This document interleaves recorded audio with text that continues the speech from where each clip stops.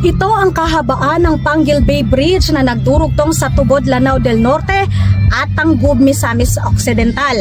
Kung dati ang biyahe ng mga residente dito sa parehong lalawigan ay aabot ng 2.5 oras, ngayon pwede na silang magbalikan sa kani-kanilang mga lugar sa loob lamang ng 7 minuto.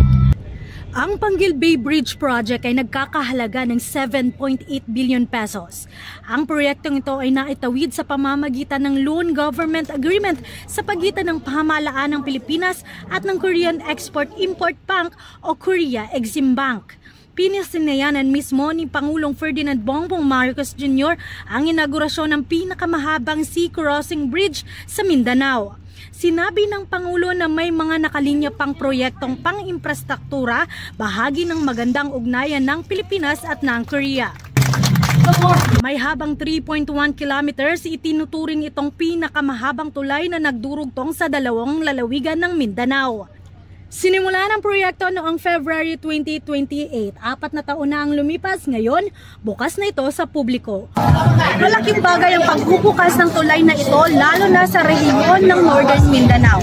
Makakatulong din ito sa pagpapalago ng ekonomiya at turismo ng mga bayang nasasakupan ng Lanao del Norte at Misamis Occidental. Mula dito sa Panguil Bridge, ako si Lake Kabagan, para sa Daily 3.